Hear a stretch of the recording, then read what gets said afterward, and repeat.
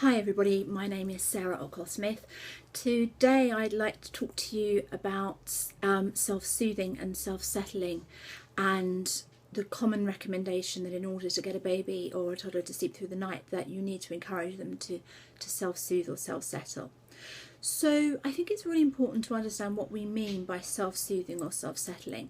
Now that obviously means that if an individual, be that a baby, a toddler or an adult, is ever feeling discontent, so if they're scared, if they're angry, if they're nervous, if they're lonely, and also physically if they're uncomfortable in some way, that means that they can rectify the situation and put them back into a calm equilibrium. And I think it's really important to think about, as adults, when it comes to sleeping, how do we self-settle? So for instance, last night I got really hot in bed, so I took the duvet off and I stuck my feet out at the bottom. If I got even hotter and that didn't work, then I would have got up and opened the window. I take a glass of water up to bed with me every night because I tend to sleep with my mouth open and I get a really dry throat.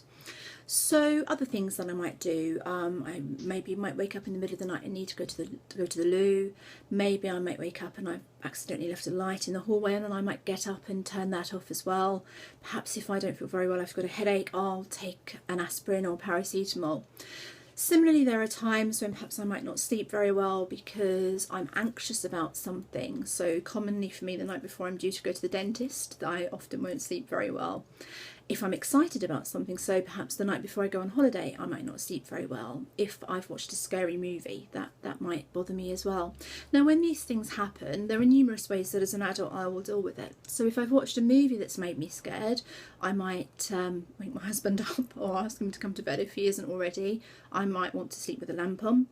But probably also I'll do lots of what I call self-talk. So I'll convince myself, don't be silly, Sarah, you know, monsters don't exist, vampires don't exist, big men with machetes coming to kill you just are not going to happen where you live. And I'll do lots of self-talk, and I'll just, you know, as an adult, I'll understand that it's not real, that it's okay, I can go back to sleep. If I can't sleep because I'm very nervous or very excited about something, then often what I'll do is focus on my breathing, do some real breathing exercises, perhaps listen to a meditation app on my phone or my laptop, or, you know, maybe I might just lay there. Quite often I might count backwards actually from 200, that's quite a good way to get to sleep.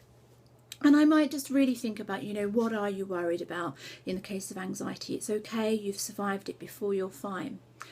So all of those are ways that we as adults soothe or settle ourselves without needing input from everybody else.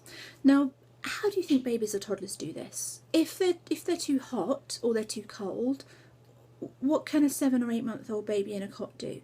If they're in a sleeping bag, it's highly unlikely they can take it off. They've probably not got any other blankets in there, so they probably can't cover themselves. So what they'll do is cry. If they're too hot, similarly, if they're too cold, similarly, it's the same thing. Too hot, too cold, they're going to need our intervention to help. If they're uncomfortable, so they can't find a comfortable position, or perhaps they're uncomfortable because they're in pain, they can't take some medication or make the pain go away by themselves. Very often, if, I don't know, say they've got a scratchy label in their pyjamas, they can't go and cut that out and think, oh, that's better, I'm more comfortable now. What about if they're hungry or thirsty? Can they nip out of the cot and go and get themselves a drink like we can? Do they have a glass of water on their bedside table? Of course they don't. If they go to the toilet, obviously they can do that by themselves, but then they're left in a nappy which is wet or dirty and uncomfortable, so they're going to need our help to change that. What about perhaps more importantly emotional disease? So what if they are scared or upset or lonely or missing you as an adult? That's quite common with separation anxiety between sort of 8 and 12 months of age.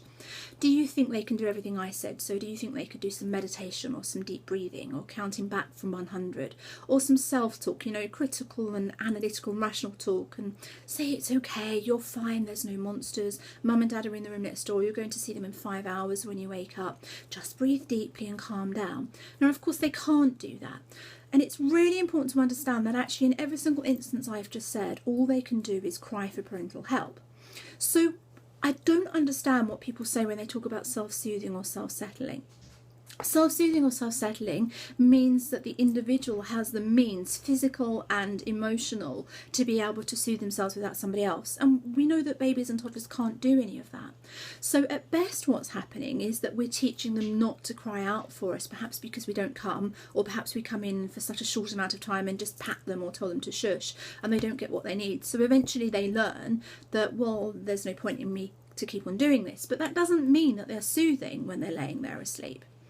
Quite often people will say, well, Sarah, babies can soothe because mine sucks their thumb, or mine has a dummy and that's self-soothing. Well, yes, but to a very, very, very minor degree. So thumb sucking, blankets and the like work if the child is already in a calm state. So if they're physically comfortable, if they're emotionally fine, they probably can get themselves off to sleep by thumb sucking, by stroking a blanket or a lovey or having a dummy.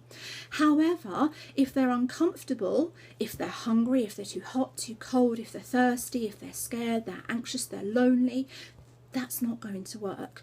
It can't calm them from a point of disease and discomfort to the level that they can go to sleep. They have to already be in that calm state to begin with.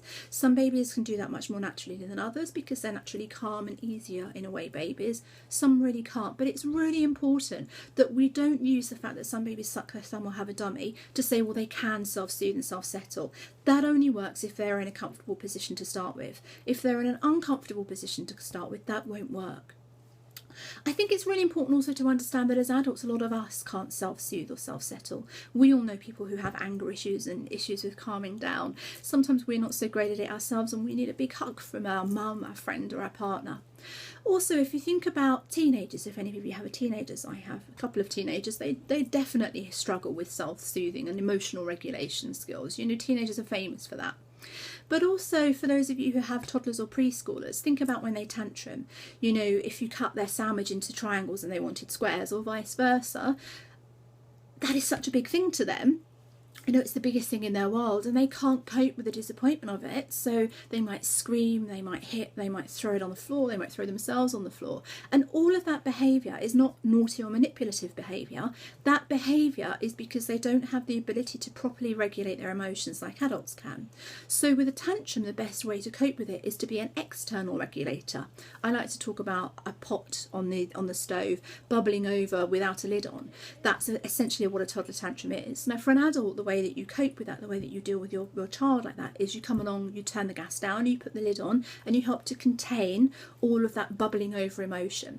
So if toddlers can't do it, if teenagers can't do it, and adults can't do it, why on earth do we think babies can do it? We have to understand that babies and toddlers cannot self-soothe or self-settle at night in the way that many experts say that they can.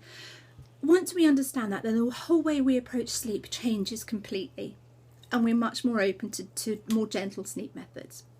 Thank you very much for your time. Goodbye.